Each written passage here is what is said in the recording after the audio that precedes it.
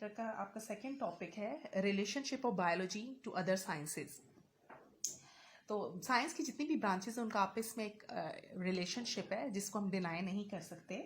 तो हम बायोलॉजी में हमने कहा कि हम लिविंग ऑर्गेनिजम्स के डिफरेंट एस्पेक्ट्स को स्टडी करते हैं, लेकिन बायोलॉजी से जो भी हमें इंफॉर्मेशन हासिल होती है उसका ताल्लुक दूसरी ब्रांचेस, साइंस की ब्रांचेस से भी है, और हर ब्रांच का दूसरी ब्रांच के साथ एक रिलेशनशिप है। तो हम ये देखेंगे कि बायोलॉजी का दूसरी ब्रांचेस के, साइंस की दूसरी ब्रांचेस के साथ क्या ताल्लुक है।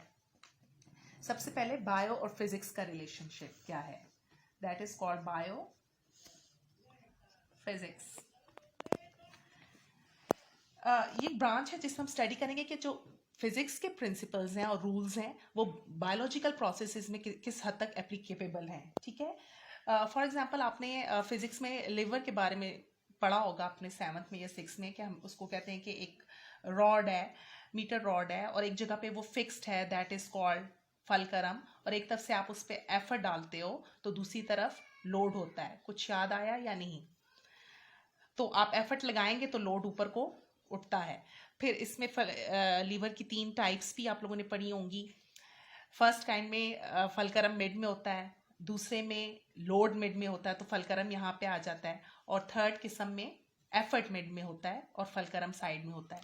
तो आपको थोड़ा सा ये बताना था कि अब इसका ह्यूमन बॉडी के साथ क्या ताल्लुक है। तो अगर हम लोग अपना आर्म बैंड करते हैं तो this is the third type of lever. तो जो एल्बो जॉइंट है हम इसको कह सकते हैं कि ये फलकरम है। यहाँ पे जो आपकी मसल्स हैं, बाइसेप मसल्स, यहाँ से आप एफर्ट लगा रहे हो और जो आपके हाथ में चीज़ है दैट इज लोड, तो वो उठ रहा है। तो लिवर जो कि फिजिक्स का एक रूल था, आपने उसको ह्यूमन बॉडी के ऊपर अप्लाई किया। Biochemistry, it deals with the study of chemistry of different compound and processes occurring in living organism। किसी भी ऑर्गेनिज्म की बॉडी के अंदर जो भी प्रोसेसेस हो रहे हैं या जो भी कंपाउंड्स पाए जाते हैं उनकी केमिस्ट्री क्या है, ठीक है, वो किस तरह बने हुए, वो प्रोसेसेस किस तरह हो रहे हैं। फॉर एग्जांपल हमें पता है कि प्लांट्स में फोटोसिंथेसिस होती है, आप लोगों ने पढ़ा भी है उसके बारे में। तो फोटोसिंथेसिस ये तो नहीं कि बस उन्होंने लीव्स में खुराक बनाई, बाकायदा केमिकल प्रोसेस है जिसमें आप लोगों ने पढ़ा हुआ है कि पौधे जो है कार्बन डाइऑक्साइड उन्होंने हवा से ली, वाटर उन्होंने रूट से एब्जॉर्ब किया, और ये सारा काम सनलाइट की प्रेजेंस में हुआ।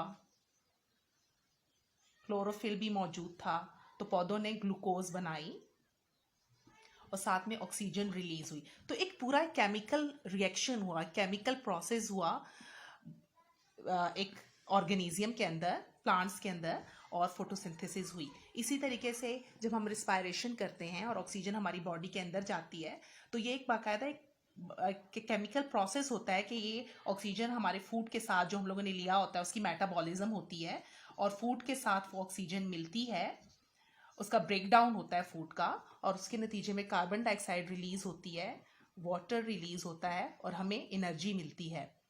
तो कहने का मकसद ये है कि जो भी ऑर्गेनिज्म है उसकी बॉडी के अंदर एक केमिकल प्रोसेसेस चल रहे हैं, रिस्पायरेशन हो रही है, डाइजेशन हो रही है, एक्सक्रीशन हो रही है, रिप्रोडक्शन हो रही है, जो कि तमाम केमिकल रिएक्शंस उसमें इन्वॉल्व हैं। तो इसमें हम ये स्टडी करेंगे कि लिविंग ऑर्गेनिजम्स के अंदर क्या क्या केमिकल कंपाउंड्स पाए जाते हैं और क्या क्या प्रोसेसेस हो रहे हैं। Third one is biometry. It deals with the study of biological processes using mathematical techniques। हम बायोलॉजिकल प्रोसेसेस को स्टडी करेंगे, लेकिन मैथमेटिक्स की जो भी टेक्निक्स हैं, जो भी टूल्स हैं, नंबर्स का गेम है, उनको जहन में रखते हुए स्टडी करेंगे। फॉर एग्जांपल जब कोई भी एक्सपेरिमेंट होता है तो ये नहीं कि एक्सपेरिमेंट हुआ और वो ठीक हुआ और बस दैट्स इट, ऐसा नहीं होता। साइंटिस्ट बहुत रिसर्च करते हैं, बहुत सारे एक्सपेरिमेंट्स होते हैं, डाटा कलेक्ट किया जाता है कि हमने इतने एक्सपेरिमेंट्स किए, इतने का नतीजा ये आया और हाफ का नतीजा क्या आया, बाकी कैसे रिएक्शन सही हुए उनके टेस्ट या नहीं हुए। तो उसमें मैथमेटिक्स इन्वॉल्व होता है। तो इसमें ये स्टडी किया जाता है, डाटा गैदर किया जाता है, और एक्सपेरिमेंट का वर्क करने के बाद और बायोलॉजिस्ट जो हैं वो मैथमेटिक्स के रूल अप्लाई करते हैं रिजल्ट को ऑर्गेनाइज करने के लिए। Next one is bio data collect किया जाता है कि हमने इतने एक्सपेरिमेंट्स किए, इतने का नतीजा ये आया और हाफ का नतीजा क्या आया, बाकी कैसे रिएक्शन सही हुए उनके टेस्ट या नहीं हुए, तो उसमें मैथमेटिक्स इन्वॉल्व होता है। तो इसमें ये स्टडी किया जाता है, डाटा गैदर किया जाता है और एक्सपेरिमेंट का वर्क करने के बाद, और बायोलॉजिस्ट जो हैं वो मैथमेटिक्स के रूल अप्लाई करते हैं रिजल्ट को ऑर्गेनाइज करने के लिए। Next one is biogeography.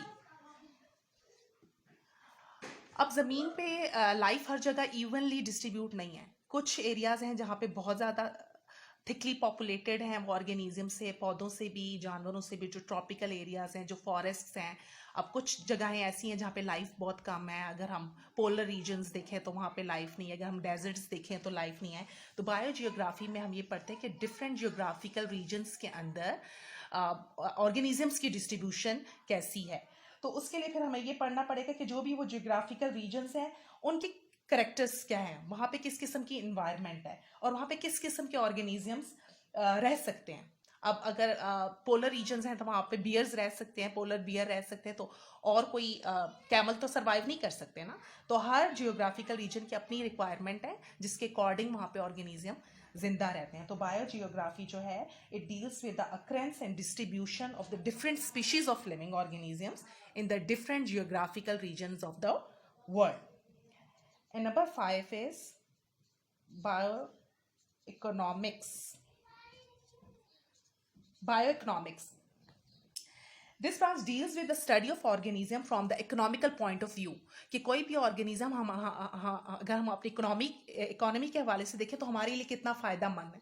मसलन हम वीट की गंदम की फसल उगाते हैं, तो पहले हम देखें कि हमने जब फसल वो काश की तो हमारा क्या कॉस्ट वैल्यू क्या थी, हमारा कितना खर्चा आया उसको बीज लगाने में, पानी देने में, उसको जो भी उसकी सारी प्रोसेसिंग थी, हल चलाने में, हम लोगों ने उसमें दवाइयाँ डाली, उसको खाद डाली, फर्टिलाइज़र डाला उस पर, और फिर जब हमने वो हार्वेस्ट किया और फिर जब हमें उससे गंदम मिली तो प्रॉफिट वैल्यू क्या थी।